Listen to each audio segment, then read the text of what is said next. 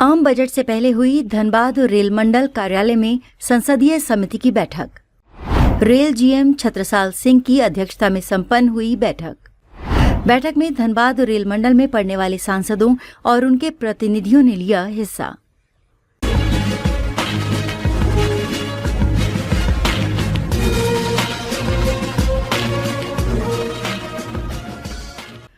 आम बजट से ठीक 5 दिन पूर्व मंगलवार को धनबाद रेल मंडल कार्यालय में संसदीय समिति की बैठक हुई।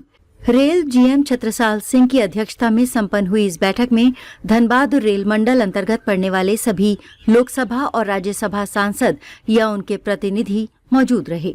बैठक में सांसदों और प्रतिनिधियों के द्वारा अपने अपने क्षेत्र के स्टेशनों पर यात्री सुविधा बढ़ाने, नई ट्रेन चलाने और ट्रेनों का विस्तार करने की मांग रखी गई।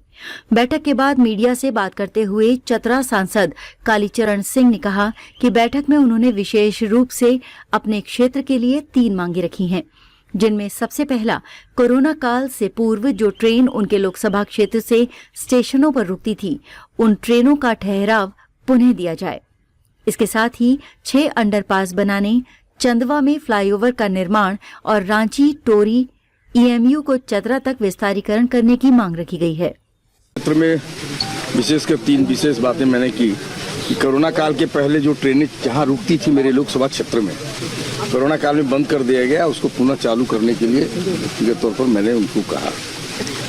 और कई ऐसे जगह मेरे लोकसभा क्षेत्र में है जहां गांव उस तरफ है और गांव इस तरफ है, बीच से ट्रेन क्रॉस कर रेल पटरी क्रॉस किया है, उसमें अंडरपास करने के लिए 6 जगह ऐसी बातें हैं। 6 जगह अंडरपास करने के लिए मैंने कहा। हमारे यहाँ एक नेशनल हाईवे है और ट्रेन क्रॉस करती है, वो चंदवा में फ्लाईओवर अब तक नहीं बना है, उसके लिए भी मैंने कहा है। और हमारे यहाँ एक ट्रेन रांची से चंदवा आकर के रुक जाती है, हमारे आदरणीय अध्यक्ष जी ने कहा कि उसको जपला तक चला जाए। मैंने ईएमयू है, रांची से टोरी तक चलती है, मेरा कहना है कोई चतरा तक उसको चला दीजिए।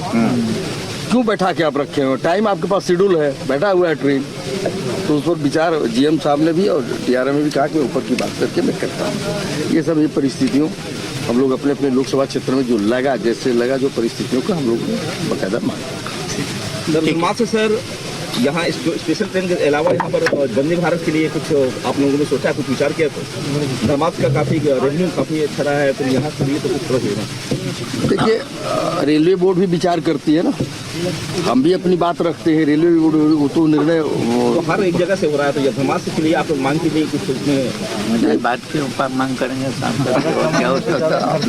उनके बदले हम लोग कैसे मांग करेंगे। वहीं बैठक में मौजूद गिरिडीह सांसद सीपी चौधरी ने कहा कि बैठक में खास तौर पर इस बात पर चर्चा हुई कि ट्रेनों की संख्या बढ़े, लेकिन ट्रेन लेट न हो, ससमय ट्रेन अपने गंतव्य तक पहुंचे।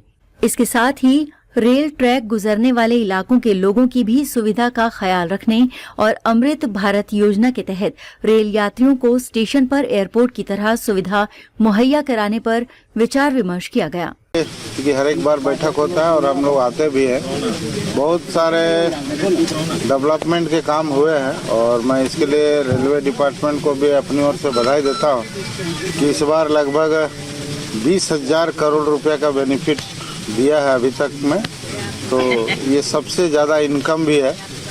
और जो पंक्चुअलिटी पर माननीय अध्यक्ष महोदय ने भी कहा कि अभी 91% हुआ। हम लोग चाहते हैं कि ट्रेन की संख्या बढ़े, लेकिन जो टाइमिंग है वो टाइमिंग ज़्यादा महत्वपूर्ण है कि जो समय से लोग जगह पर पहुँचे, क्योंकि लोग समय से नहीं पहुँच पाते। यदि 3 घंटा लेट हुआ तो हॉस्पिटल का काम नहीं होता है, ऑफिस का काम नहीं होता है, या कोई भी काम है या कोर्ट का काम है, तो समय से नहीं पहुँचे तो लोगों को काफ़ी परेशानी होती है। इसलिए अधिकतर हम लोग फोकस कर रहे हैं कि समय से लोग पहुँचे। साथ साथ जो हमारे यहाँ रेलवे के बहुत सारे डिमांड है, कई ट्रेन है जो लोगों का डिमांड है, क्योंकि अभी एक नया लाइन भी बिछ रहा है, तो कई जगहों पर गांव में भी लोगों को अंडर जो क्रॉसिंग है उसको बंद किया जा रहा है।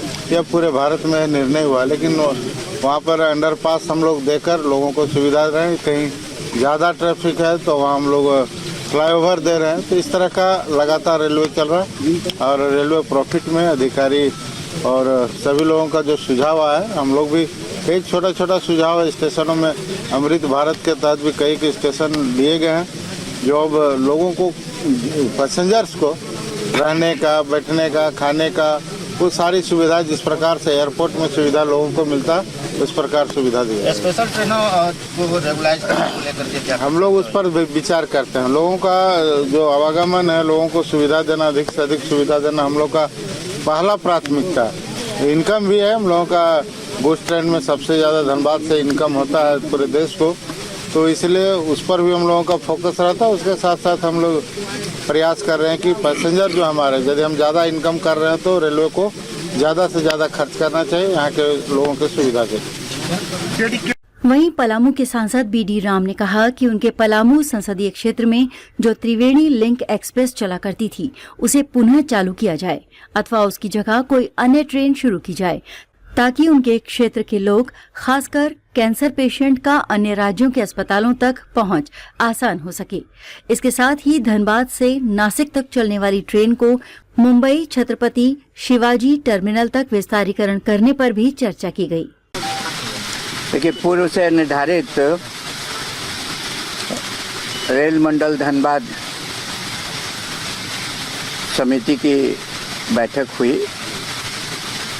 उस बैठक में माननीय सांसद चंद्र प्रकाश चौधरी जी और माननीय सांसद कालीचरण सिंह जी उपस्थित थे। बाकी लोकसभा एवं राज्यसभा के सांसदों के प्रतिनिधिगण उपस्थित थे।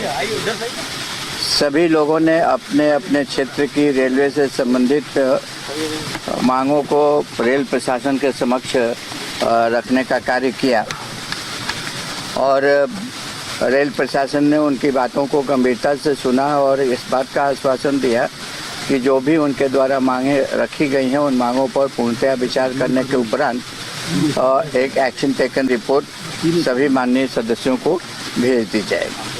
तो मुख्य तौर पर यही हुआ कि सभी माननीय सदस्यों ने अपनी अपनी मांगों को रेल प्रशासन के समक्ष रखा और उनके महत्व को रेल प्रशासन को समझाने का कार्य किया। आप अपने लोकसभा के लिए क्या कुछ मांगे रखी हैं? आप नई ट्रेन देखिए,